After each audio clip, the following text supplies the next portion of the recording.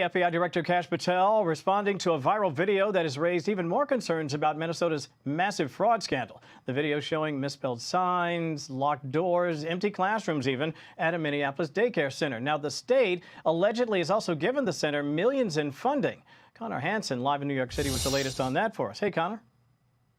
Hi, Kevin. Well, for years now, there have been allegations of widespread fraud and investigations in Minnesota, but now there's even more scrutiny following a new video that's gone viral coming from an independent journalist visiting daycare centers in the state that are receiving millions, apparently, in tax dollars with no signs of children there. Now, 23-year-old journalist Nick Shirley visited one business that couldn't even spell its name correctly with a sign saying Leering Center instead of Learning. Some had blacked out windows and most had no signs of children there on a weekday. The viral video sparking a strong reaction from Vice President J.D. Vance, who wrote, "Politicians like it because they get power, welfare cheats like it because they get rich, but it's a zero-sum game and they're stealing both money and political power from Minnesotans." Earlier this month, Minnesota's assistant U.S. attorney said fraud involving Medicaid services likely reached more than $9 billion. I mean, I think fraud is fraud, and if you commit fraud against the government or anybody, you go to jail. I think that's what happens next, hopefully, and it seems like that's what's going to be happening next. I don't think this is a Democrat or Republican problem, though. This is a widespread problem of fraud and abuse. And largely, it's something that exists in the private sector. You know, the government writes the checks, and then the private sector sort of uses the money in any way they feel comfortable doing. And taxpayers are left with a bill. You look at healthcare, for example. We spent $5.4 trillion last year alone on healthcare. I mean, try finding a YouTuber that can go out and find out how United Healthcare is wasting our money. It's not something that's going to be easy. So I think, this is a case of the system sort of functioning, the fourth estate, which is a YouTuber with a channel out there finding some fraud and bringing it to light. I think that's great. But, this is something that's in the trillions of dollars. We're wasting money in every sector, whether it's housing, healthcare, education, and we got to get, it's got to be taken under control. I think fraud's fraud. It needs to be found and dealt with. Yeah, Kevin, the indictment across an array of entities here. First of all, the media for not even remotely pretending to care about this being an issue. Secondly, Governor Walz with his stewardship of the state. But thirdly, and I think most importantly, and with the furthest extension into the future, this really is an indictment against Kamala Harris's political judgment. Vetting somebody for the vice presidency, that's a big job. You need to be really thorough. So did they actually vet Tim Walz's stewardship of the state of Minnesota? What did they find? Or did they not care at all? Should she run for president again? She's going to have to explain to voters, donors, the media about her judgment and why she's incapable of, choosing someone who's not overseeing something as horrible as what's going on right here, right now. Welcome back, guys. When I first saw this story coming out of Minnesota, I honestly could not believe what I was watching. This is not a small mistake. This is not a paperwork error. This looks like a massive fraud that went on for years, and regular taxpayers are the ones who paid the price. We are talking about daycare centers that were supposed to be helping children, but when people actually went to check them, there were no kids, no teachers, and sometimes not even open doors. Some places had locked buildings. Some had empty rooms. One place could not even spell the word learning correctly on its sign. It said Leering Center. That alone tells you how careless this whole thing was. An independent journalist, Nick Shirley, went out and did what the system failed to do. He showed up in person. He knocked on doors. He filmed what he saw, and what he found was shocking. Buildings that were getting millions of dollars in taxpayer money locked, abandoned. No activity, no signs of real child care services, just money flowing in with no proof of work being done. This is where people start getting angry, and honestly, they have every right to be. Because this was not private money, this was taxpayer money.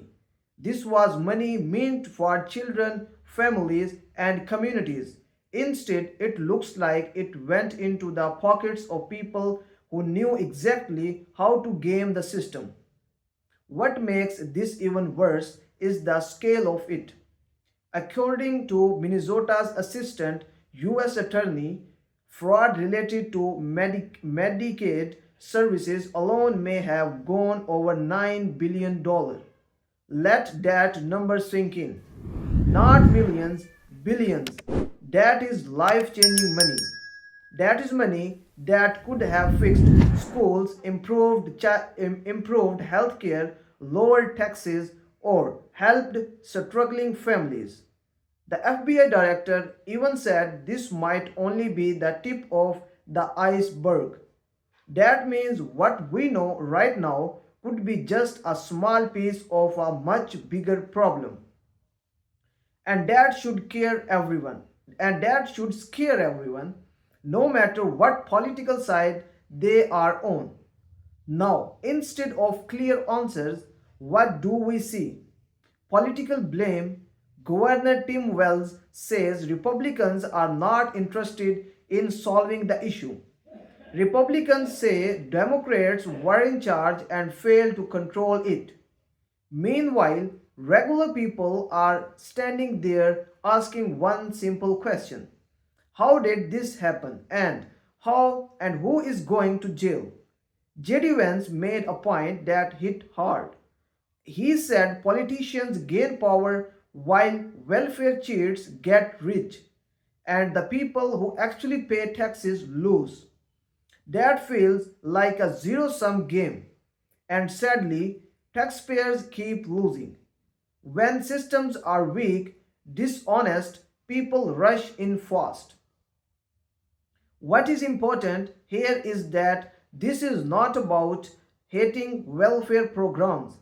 This is about accountability. Even people on the left agree on that.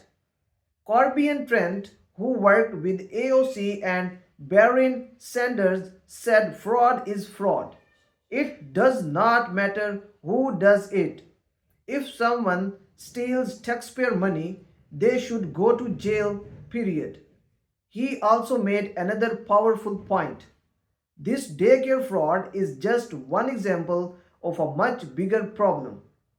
Across healthcare, housing, education, and other sectors, trillions of dollars are wasted or stolen.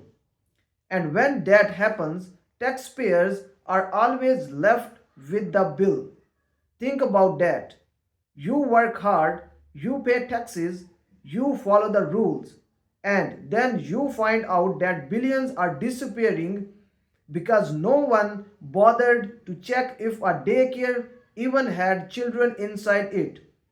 That makes people lose trust in the system. Another strong reaction came from Mark Bandner. He criticized the media for not paying attention sooner. He criticized Governor Wells for his leadership. And he also raised serious questions about political judgment, especially when it comes to vetting leaders for higher office. When someone is being considered for national leadership, people expect a record of strong management and accountability. This scandal raises uncomfortable questions that deserve real answers, not talking points. What really stands out is that this is not just a Minnesota problem. Similar fraud cases have been reported in Ohio, Maine, and Washington state. That tells us this is a national issue. Weak oversight, slow investigations, and systems that are easy to exploit.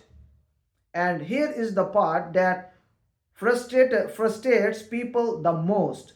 None of this was uncovered by a powerful government agency at first. It took a YouTuber with a camera and curiosity to expose what billions of dollars in government oversight somehow missed. That should embarrass everyone in power.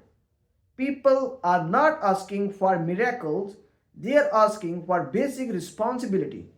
If a business is receiving millions of dollars, someone should physically check if it exists, if it operates, and if it serves real people. That should be common sense.